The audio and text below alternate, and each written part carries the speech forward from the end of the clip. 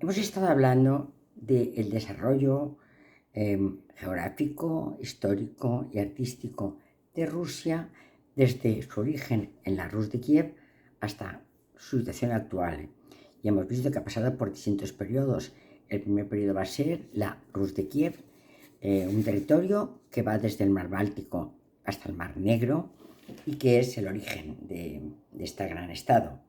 Está compuesto por distintos principados que en un momento pues empiezan a tener problemas por la hegemonía y entonces se dividen, quedando como principales centros la República de Novgorod al norte, el Principado de Vladimir Sudak al este y el Principado de Galicia-Volinia al sur. Bueno, pues esto es aprovechado por los mongoles, que es un pueblo seminómada que viene del norte de lo que es China hoy, al sur de Siberia, atraviesan toda Asia y llegan a el lugar que ha ocupado esta Rus de Kiev, es decir, el estrecho Intermaris, el estrecho que va, como ya hemos dicho, desde el mar Báltico hasta el mar de Negro. Entonces, bueno, pues ¿qué ocurre? Pues ocurre que los mongoles destruyen, pero se van y se quedan acantonados en lo que se llamará la Horda de Oro. Es un territorio que está al sur de lo que ha sido la Rus de Kiev y que donde hay una capital, una pequeña capital, que servirá como centro administrativo, porque ellos ya hemos dicho que son seminómadas. Esta Horda de Oro va a ser un estado que va a tener como feudos a los distintos núcleos de población, principados, ducados, que van a aparecer primero en la Rus de Kiev y luego en la división de ella. Es decir, que hemos de entender que en un principio Rusia fue un vasallo de los pueblos mongoles que estaban ocupando la Horda de Oro. Bueno, pues todo esto lo vamos a intentar explicar hasta que llega un momento que se controla estos mongoles y aparece lo que será el Principado o el Ducado de Moscú. Bueno, pues este Principado de Moscú va a iniciar un proceso de expansión que va a llegar hasta ocupar Siberia posteriormente y luego del Principado vendrá el Zarato, después del Zarato vendrá el Imperio con los Romanov, pero esto lo vamos a estudiar con mucha más calma en los días sucesivos. Pues decíamos que había habido un primer periodo que era el periodo de la Rus de Kiev, la cual pues fue un conjunto de pueblos varegos, es decir, pueblos que habitaban el mar y que bajo de Rurik de Kiev formaron una dinastía, la dinastía rúrica. Ese era el primer momento de la creación de lo que será la Rusia de la Edad Media y luego la Rusia de la Edad Moderna. Luego hay un periodo, como ya hemos dicho, de ruptura en el cual esta Rus de Kiev, comandada por la dinastía rúrica, se va a dividir en distintos estados, la República de Novgorod, el Principado de Vladimir y el Principado de Galicia. Después de esto va a aparecer un pueblo, un pequeño pueblo que va a tomar hegemonía, un pueblo que está al sur de la República de Novgorod y al norte del Principado de Vladimir. Este pueblo va a ser Moscú. Y en este Moscú van a gobernar una parte de la dinastía rúrica que fue la que fundó la Rus de Kiev, que van a ser los Rurikovich. Los Rurikovich es igual decir Rurikovich que decir los Ruricas de Moscú. Después de esta época vendrá con Iván IV, vendrá el Zarato de Moscú, y después vendrá ya el Imperio Ruso, fundamentalmente con Pedro I el Grande y la familia Romanov. En 1917 la Revolución Rusa termina con esta época tan gloriosa y tan importante de la historia de Rusia. Bueno, pues, ¿qué es el Gran Principado de Moscú? Ya lo hemos dicho, el Gran Principado de Moscú es el nombre del Estado ruso que existió entre el siglo XIII y el siglo XVI. Es decir, tuvo 3 siglos de duración. Se formó en los territorios septentrionales, ya hemos dicho, del primer estado, y es el primer eslavo oriental. Es decir, se fundó, en los territorios del norte de lo que era la Rus de Kiev. Hemos dicho al sur de la República de Novgorod, al norte del Principado de Vladimir. Bueno, pues tras el siglo III, este principado llegó progresivamente a controlar y a dominar todo este antiguo espacio cultural. Bueno, a finales del siglo XII, la Rus de Kiev, ya hemos dicho, se descompone y una rama de estos, de la dinastía rúrica, que fue la que fundó la Rus de Kiev, va a gobernar por 3 siglos el Principado de Moscú. Aquí tenemos lo que fue la Rus de Kiev, el espacio intermaris, entre el mar Báltico y entre el mar Negro. Al sur el mar Negro, al norte el mar Báltico. Esta zona va a ser el origen. El origen va a estar realmente pegado al mar Báltico y el fundador de este reino será el Rurik de Kiev. Aquí tenemos la aparición de en el siglo XIII aparece un pequeño pueblo al sur de Norogov y al norte de Vladimir, que será Moscú, que hasta ahora pues, apenas ha sido importante, pero que empieza a crecer, a crecer, a crecer.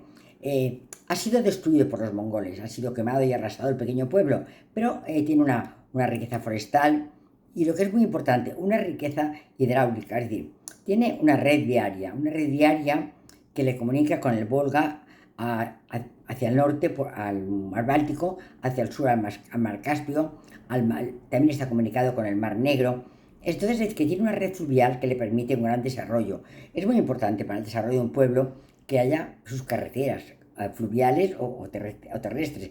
En este caso van a ser fluviales y por una parte la riqueza agraria de la zona de Moscú, muy arbolada y con una tierra muy fértil, y por segundo la presencia de estos ríos hará que Moscú crezca con muchísima rapidez. Bueno, ¿y quién fueron los que van a mandar, ya hemos dicho, este nuevo reino, este nuevo ducado, principado? Va a ser una parte, un trozo que se separa de la dinastía rúrica, que van a ser los Rurikovich. Entonces los Rurikovich no es una nueva dinastía, es una parte de la antigua dinastía. Podemos llamarles Rurikovich o los Rúricas de Moscú. Estos son los Rurikovich, que van a ser desde Daniel Alexandrovich el primero, pasando por Iván el Calita, aquel que recogía todos los impuestos para los mongoles, pero el que recoge queda con una parte. Se enriqueció y fue el que dio un gran impulso a las tierras de Moscú. A él le seguirán Simeón, Iván, Dmitri Donskoy, que fue el primero que hizo una muralla alrededor de lo que será el Kremlin de Moscú, Basilio I y Basilio II, y el último será Basilio III, un hombre débil que, primero, pues, por su connotación homosexual y por su discreta impotencia, o por lo menos infertilidad, pues fue difícil que tuviera hijos. Al final tuvo un hijo, que fue Iván IV el Terrible, que abandona ya lo que se llamará el Principado de Moscú para crear otra forma de Estado, que va a ser el zarato. El zarato, que lo hablaremos de él el próximo día. Y vamos a hablar de el arte en el Principado de Moscú. Y para ello vamos a definir lo que es Kremlin. Un Kremlin no es más que el centro medieval de una ciudad rusa, como es por ejemplo el barrio del Carmen en Valencia, como es el barrio gótico en Barcelona, como es el barrio gótico de Mallorca, como es el centro de Toledo. Es decir, la parte medieval, que suele estar, está rodeada de murallas, y en su recinto va a encontrarse templos, monasterios y palacios. Es decir, que va a dar cobijo a el poder eclesiástico, los patriarcas, y el poder civil, los príncipes, duques o reyes en su caso. Bueno, pues es decir, este recinto amurallado, siempre amurallado, es lo que llamaremos Kremlin. Este Kremlin se va a encontrar en distintos lugares. Hasta 20 Kremlins hoy se conservan en las tierras rusas. Seguramente ha habido más, pero han desaparecido las murallas, entonces han quedado estos Kremlins. Bueno, la mayoría de estas construcciones son, ya hemos dicho, antiguas ciudades medievales, y que estaban inicialmente construidas por una fortaleza, que es donde vivía el mandatario de esta zona, y que luego esta fortaleza se acompaña de recintos eclesiásticos y siempre está amurallada. ¿Cuáles son los principales Kremlins de Moscú hoy? Pues son el Kremlin de Moscú, por supuesto, el Kremlin de Kazán, el Kremlin de Novgorod, el Kremlin de Suzdal, el Kremlin de Pskov, el Kremlin de Astrakán y, por último, la fortaleza de San Pedro y San Pablo, que será el antiguo Kremlin de la antigua ciudad de San Petersburgo. Aquí tenemos cada una de las ubicaciones: San Petersburgo, Pskov, Norogov, Kazán, Suzdal, Astrakán. Me gusta poner los nombres y subrayarlos porque creo que es importante cuando uno estudia la historia de un pueblo conocer bien sus tiempos. Es decir, la Rus de Kiev nace en el año 800 con Ruri de Kiev, y es importante conocer también su geografía. Hemos dicho que se encuentra en el istmo Intermaris entre el mar Negro y el mar Báltico, y que se va a originar a las orillas del mar Báltico, con lo que será el pequeño reinado de Ruri de Kiev, primer rey de la dinastía rúrica. Aquí tenemos pues la ubicación de las más importantes ciudades: San Petersburgo, Novgorod, Kazán, Sudal, Potrov, Moscú, Astrakán, perdón, al borde del mar Caspio, que son las que vamos a ver sus Kremlins, porque Kremlin hay en cada ciudad, como ya hemos dicho. Este es el Kremlin de Kazán. Le vemos rodeado por una muralla y en su interior aparecen construcciones religiosas, construcciones palaciegas, construcciones monasteriales cerca de las iglesias. Y cuando hablamos de estilo, pues ya no podemos hablar del estilo original, porque aquel estilo ya no queda. El Kremlin de Kazán se funda en el siglo XIII, pero en la actualidad lo que hay es un Kremlin distinto, en el cual se conserva la muralla, pero los demás han sido muy modificados. Entonces, pero vamos a encontrar siempre una constante: las iglesias de estilo bizantino, con grandes cúpulas abollonadas, como se da en el estilo bizantino. Va a ser una constante, porque ya dijimos que Vladimir el Grande, en el año 970, se convierte al cristianismo, y entonces importa de Bizancio la fe, el arte y la cultura. Y Bizancio caerá en manos de los turcos, pero el arte, la religión y la cultura bizantina permanecerán en las tierras rusas hasta la actualidad. Este es el segundo Kremlin, el de Novgorod, que está al norte. Es quizá el origen más importante de Rusia. Ahí se origina la Rus de Kiev, muy pegado al mar Báltico. Y aquí tenemos las murallas que lo rodean, y aquí tenemos las construcciones que lo conforman. Siempre las mismas: grandes catedrales, iglesias y grandes palacios. Todos, como hemos dicho, de estilo que recuerda a las construcciones del mundo bizantino. Este es el Kremlin de Sudal, que es la capital de Vladimir, del Principado de Vladimir, también rodeado por su muralla, compuesto siempre por las construcciones civiles, palacios, religiosas, catedrales y monasterios. Este es el Kremlin de Pskov, también vemos amurallado, siempre están cercanos a un río o al mar. El Kremlin de Pskov todavía, todos ellos están en activo, y conserva una escuela de iconos, porque fijaros bien que el arte pictórico, iconos y frescos en iglesias, y el arte arquitectónico, iglesias con la tipología bizantina, van a persistir en el tiempo, y hasta en la actualidad este Kremlin de Pskov mantiene una escuela de pintura de iconos rusos, como muchas otras ciudades de las que hemos nombrado. Bueno, este es el Kremlin de Astrakán. Le hemos puesto aquí donde está ubicado, en el mar Caspio. Es quizá el más del sur de Rusia, y también vemos que está, como todos, rodeado de murallas, y sus construcciones serán siempre iglesias y palacios. El resto de la gente vivirá fuera del Kremlin. Esto lo vamos a ver muy claramente cuando estudiemos el Kremlin de Moscú. Bueno, y este es el Kremlin más moderno, pero que estaba ubicado en la fortaleza de San Pedro y San Pablo. Era un Kremlin de forma de estrella, una estrella de 6 puntas, y que hoy está muy modificado, pero sigue la normativa de aquel primer Kremlin que hubo en aquella pequeña ciudad que luego será San Petersburgo, que será la ciudad de Pedro el Grande. Pero ya hemos dicho que el Kremlin está fuera de la ciudad, fuera del Palacio de Invierno, fuera de las grandes construcciones de Pedro el Grande, que serán del siglo XVIII, y en cambio esto es muchísimo anterior, es decir, que está construido sobre una zona que es como un octógono, perdón, como un hexágono de 6 puntas, una estrella de 6 puntas, la fortaleza de San Pedro y San Pablo, San Petersburgo. Y ahora vamos a estudiar el Kremlin de Moscú. ¿Qué es lo que compone el Kremlin? La muralla rodeaba los edificios civiles y religiosos, siendo hoy el Kremlin el centro de Moscú. Está junto al río, a la Plaza Roja, junto al río Moscova, y junto al parque o al jardín de Alejandro. Es el más conocido, incluye 4 palacios y 5 catedrales, 5 iglesias o catedrales. Es decir, que contiene el poder religioso y el poder político de la ciudad de Moscú. Bueno, es el centro administrativo, por tanto, de la ciudad de Moscú y administrativo tanto civil como religioso, y es el corazón de la ciudad. Quizá es el corazón de toda Rusia. Se trata de un lugar histórico y junto a los demás Kremlins que hemos nombrado, son todos patrimonio de la humanidad. Es decir, que los centros de estas ciudades, estos centros medievales de las ciudades rusas, son patrimonio de la humanidad. Aquí tenemos el Kremlin de Moscú, con sus 5 catedrales y sus 4 palacios, rodeado por una muralla que ha ido cambiando. En un principio era una muralla de madera, pasó a ser una muralla de piedra blanca. Lo hizo el rey de la dinastía Rurikovich Donos, y luego pasó a ser una muralla roja, que es la que vemos en la actualidad.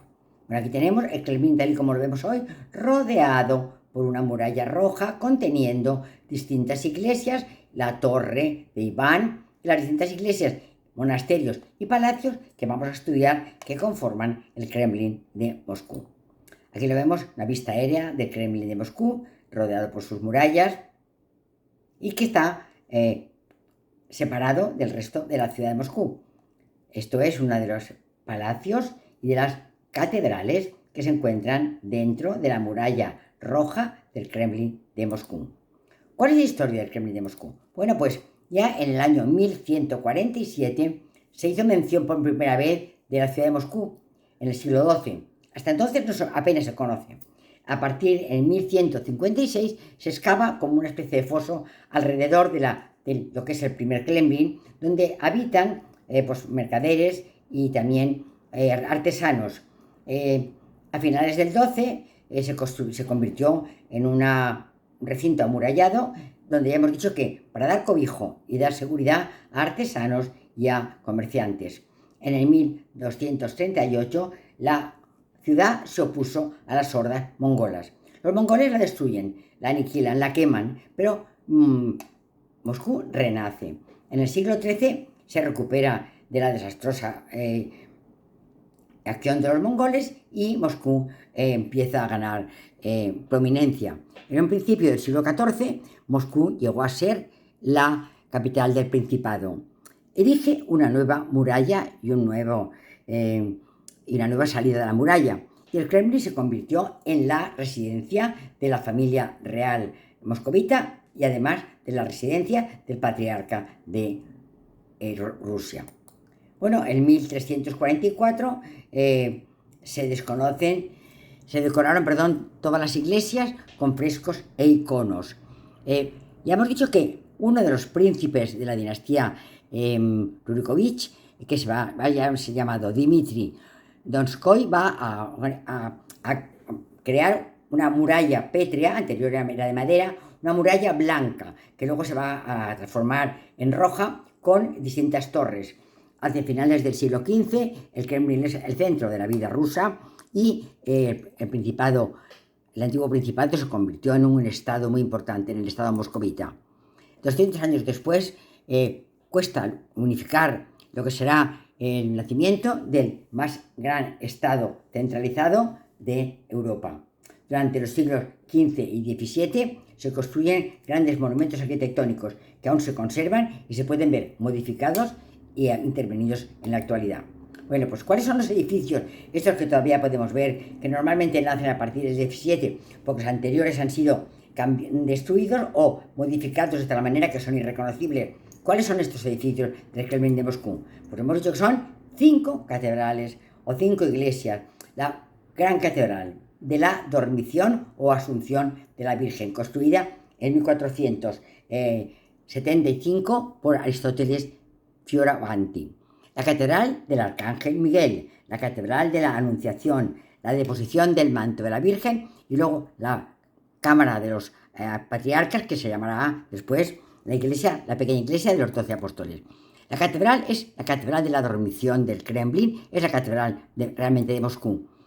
Fue reconstruida, rehecha por Aristóteles Fioravanti, un italiano que viene de Florencia a levantar una gran catedral sobre los restos de la antigua catedral de la Dormición de la Virgen. Bueno, pues es un edificio de piedra blanca y ladrillo más antiguo del Kremlin. Ya hemos dicho que construido por el arquitecto italiano Fioravanti y que fue traído por Iván III de Rusia. Realmente se hace a copia de la catedral de la Dormición de Vladimir, que es anterior a esta. Tiene 5 cúpulas doradas coronan la catedral.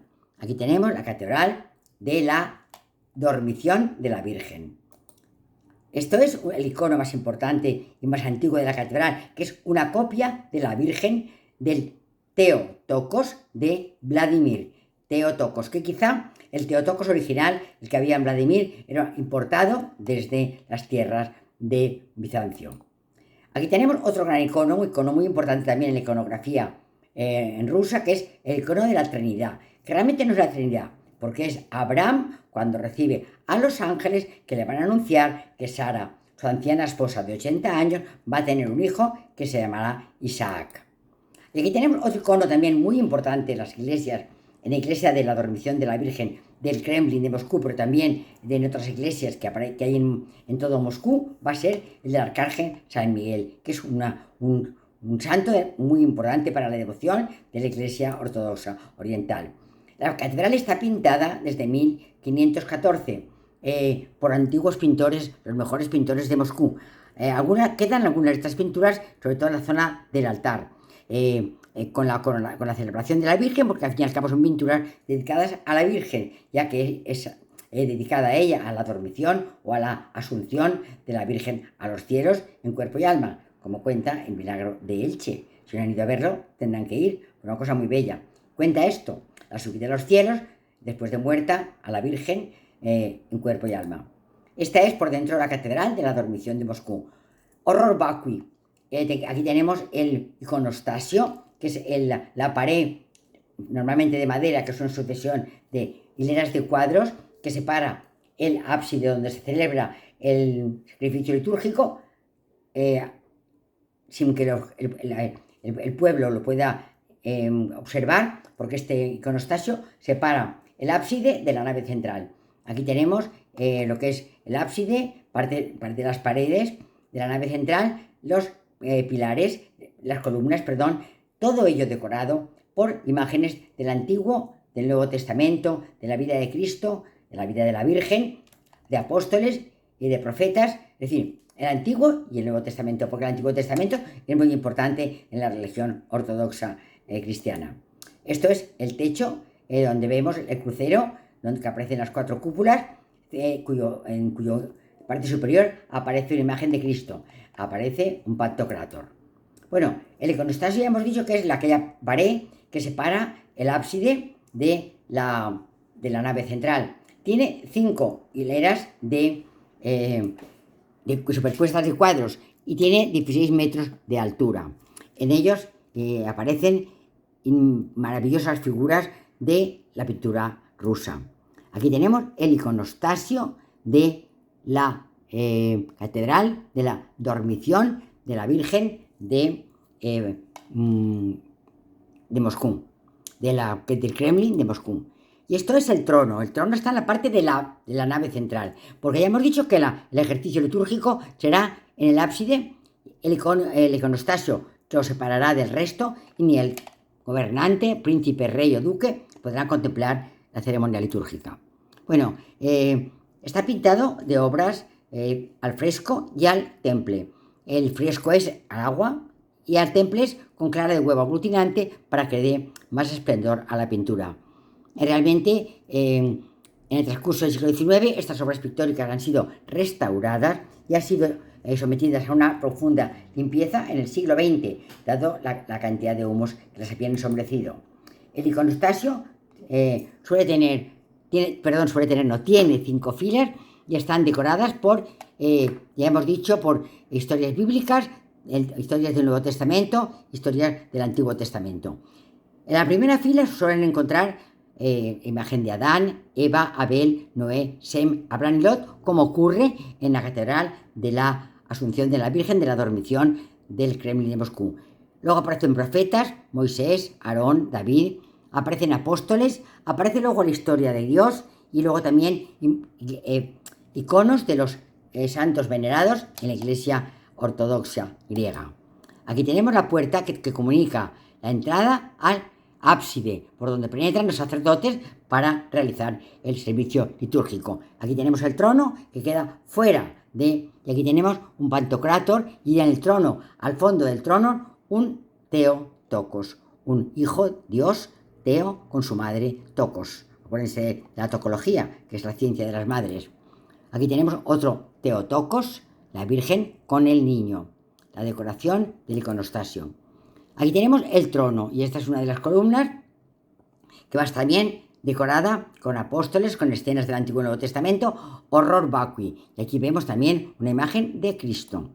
Bueno, pues tradicionalmente en la pared occidental suele aparecer el juicio final, lo que ocurre en la iglesia de la Dormición del Kremlin de Moscú. También aparecen San Juan Bautista y la Virgen acompañando a Cristo, aparece el símbolo del mar, que es el dragón, y aparece el símbolo del paraíso a la derecha y del infierno a la izquierda. Aquí tenemos una imagen de lo que es el interior de la Catedral de la Dormición de la Virgen en el Kremlin de Moscú. Bueno, pues es un templo, el principal templo del zarato ruso y signo del gran poderío. Ahí se darán todas las ceremonias religiosas públicas y privadas, y ahí se entronizarán a los zares, se nombrarán a los patriarcas, es decir, va a ser un lugar para las celebraciones. Aquí vemos, por ejemplo, la entronización de los reyes, aquí tenemos otra entronización de los zares, aquí tenemos, por ejemplo, una boda entre el zar y la zarina, aquí tenemos el público que hoy entra al servicio religioso de la Iglesia de la Dormición de la Virgen en el Kremlin de Moscú. Es el panteón metropolitano, no de los dirigentes eclesiásticos. Y ahí están enterrados los patriarcas rusos desde la antigüedad. Bueno, pues además de eso, como ya hemos dicho, su decoración es mucho de la Virgen, porque al fin y al cabo es el templo que va a erigirse para conmemorar la dormición de la Virgen. También está a la parte de la nave el trono monomaco de Iván el Terrible. Aquí vemos el templo, todo él con grabados alusivos a la vida de Iván el Terrible. Esto es la puerta de la catedral, también pintada con motivos alusivos a la Virgen. La catedral, la otra puerta de la catedral, también decorada con pinturas. Bueno, la segunda catedral que vamos a estudiar va a ser la del Arcángel San Miguel del Kremlin de Moscú. Fue construida por un arquitecto veneciano en el año 1505. Está dedicada, como he dicho, al Arcángel San Miguel. Aquí la vemos pegadita a la otra catedral, que va a ser la que acabamos de estudiar de la Dormición de la Virgen. Aquí tenemos la del Arcángel San Miguel. Su iconostasio es de madera dorada con 13 metros de altura, decorado con pinturas del siglo XVII y del XIX, bellísimas lámparas. Aquí tenemos el iconostasio de la iglesia del Arcángel San Miguel en el Kremlin de Moscú. Aparecen, ven, imágenes de Cristo, imágenes de la historia de Jesús, patriarcas y apóstoles, santos de la devoción. Esto es la puerta por donde se penetrará al ábside para la celebración religiosa, la puerta del ábside. Vemos otra imagen con fieles y con turistas contemplando el trono, la puerta y el iconostasio de la iglesia del Arcángel San Miguel. Las lámparas maravillosas del templo del Arcángel San Miguel. Una imagen de un santo local.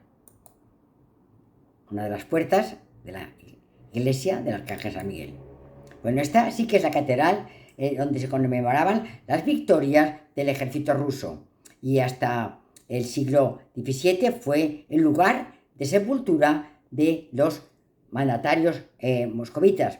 Luego, cuando vengan la familia de los zares, los últimos zares, el enterramiento no va a ser aquí. Aquí se van a enterrar los zares hasta el siglo XVII. Por ejemplo, es la tumba de Iván el Terrible y de sus hijos. Es decir, que la primera iglesia de la dormición era para el poder eclesiástico, la iglesia del Arcángel San Miguel es para es un lugar de enterramiento del poder político.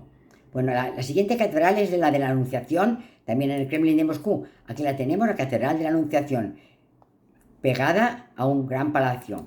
Bueno, pues la iglesia es iglesia de los miembros de la realeza rusa, está pegada al palacio, y la utilizaban para sus cultos, confesarse, casarse, es decir, la usaban para uso personal de los mandatarios. Iván el Terrible ordenó su modificación y le ordenó crear delante una especie de pórtico y una nueva puerta. ¿Y esto a qué se debe? Bueno, pues el edificio tenía una puerta, pero la situación de Iván el Terrible hacía que realmente era una persona que se había casado muchas veces y entonces no podía entrar en la iglesia por la puerta noble. Y entonces se hizo construir este pórtico para poder acceder a ella desde otra puerta. Bueno, tiene 9 cúpulas doradas con un crucifijo sobre cada una de ellas, que dan un aspecto maravilloso al Kremlin de Moscú. Aquí lo tenemos, la iglesia de la Anunciación. Entonces hemos hablado de la dormición de la Virgen, del Arcángel San Miguel, de la Anunciación, que está dedicada a tumba de los mandatarios, y entonces se encuentra en su iconostasio de esta iglesia bellos obras de uno de los más famosos pintores rusos, que es Rubliov. Rubliov pintó en el iconostasio imágenes como la fila esta, donde aparece la Virgen, donde aparece San Juan Bautista, aparecen 2 ángeles y en el centro el Pantocrátor. Muchas de estas imágenes han sido pintadas por él y otras han sido añadidas posteriormente. Aquí tenemos a la Virgen, a San Juan Bautista, Pantocrátor, rodeada de apóstoles. La puerta que permite la entrada al ábside. Otra iglesia es la iglesia de la deposición del manto de la Virgen, también en el Kremlin de Moscú. Es decir, la dormición, el Arcángel San Miguel, la Anunciación y la deposición del manto. Esta es las columnas, los tambores y las cúpulas abollonadas de la tumba de la deposición del manto, pegada a un monasterio, una gran iglesia. Bueno, pues se dedicó a este tema también tan importante en la iglesia ortodoxa y forma parte de la casa arzobispal, es decir, forma parte del lugar donde viven los patriarcas. Era una capilla privada de los arzobispos, porque luego pasó a ser una de las primeras catedrales del Kremlin de Moscú. Aquí tenemos un icono que conserva, un icono muy importante, que es el icono de la deposición del manto. Aquí tenemos la Virgen Theotokos y la deposición del manto ante la autoridad civil, la autoridad religiosa. Jerusalén, Belén, las grandes ciudades del Antiguo y el Nuevo Testamento. Ahora nos queda por hablar de la iglesia de los 12 apóstoles. Hemos dicho que eran 5. La de la dormición, Arcángel San Miguel, Anunciación, deposición del manto y la de los 12 apóstoles. Bueno, pues esta era un palacio que mandó construir el patriarca Nicón y que luego pasó a ser la iglesia de los 12 apóstoles. Hoy está desacralizada, se utiliza como museo para ver grandes pinturas moscovitas. Las demás iglesias están en uso, porque aunque Rusia sea comunista y mande Putin, no pasa nada. El patriarcado de Moscú tiene relaciones con el poder y la gente rusa sigue siendo muy devota de su religión y de sus iconos. Y cuenta con 5 cúpulas, también de la tradición bizantina, que recordamos que también posee el patriarca Nicón. Aquí tenemos el iconostasio maravilloso de la iglesia de los 12 apóstoles. Bueno, luego tenemos un gran campanario que se lo debemos a Iván el Grande, que señala el centro geográfico de Moscú. Está formado por 3 octógonos, 3 torres octogonales, una dentro de la otra, es decir, que cada una de ellas tiene su nivel de campanas. campanas que se utilizaban para llamar cuando la ciudad estaba en peligro. Es decir, marca el centro de Moscú, fue completado en el 1600, tiene una altura de 81 metros, hasta la Revolución Rusa, la más alta de todo Moscú, porque no se permitía hacer otra más, y era la estructura, ya hemos dicho, más alta de la ciudad. Tenía 21 campanas que llamaban a la gente a que se refugiara ante el caso de un ataque de enemigo. Tiene 3 cuerpos ochavados, en forma de octógono, superpuestos uno sobre el otro. Tiene terrazas y galerías con campanas en cada planta. Es una torre de ladrillo con zócalo y cimientos de grandes bloques de piedra blanca. Es un cimiento profundo que llegará seguramente al nivel del lecho del río Moscovia. Muchas gracias y hasta el próximo día.